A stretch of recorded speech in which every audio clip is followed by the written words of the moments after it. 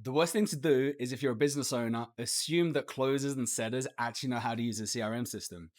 Yes, they should know. Yes, they've maybe been on other offers, but they use other CRM systems, or maybe they're a little bit more fresh and they have no idea how to use a CRM system.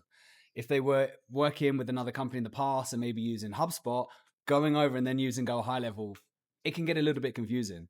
So make sure that your onboarding process is solid. If you're a closer, if you're a setter listening to this, make sure you actually go ahead and understand how the bloody CRM system works.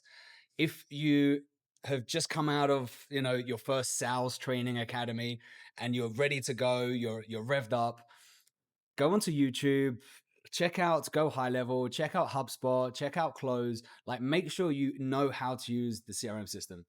You need to know how to do your follow-ups, how automations work, on a basic understanding of the system. You don't need to become a genius, but this is something that you need to use. If you go into a business and you're not using the CRM system, they don't know what's working.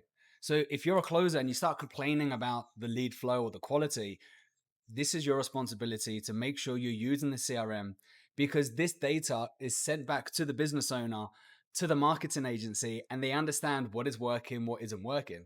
If you're not using the pipeline the correct way, if there's automations that aren't working correctly, you need to be able to spot these and let the business owner know or the marketing agency know. So again, closer said is, even if you're a business owner, don't assume anything. Make sure that you understand how to use CRM systems. If you're a business owner, make sure that when you are hiring, part of the onboarding process is a solid training on exactly how to use the system. Don't just give SOPs. Here you go, follow the SOP.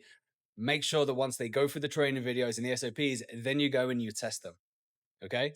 If you are a business owner and you need help setting up automation, CRM systems, even operating systems, reach out, let us know.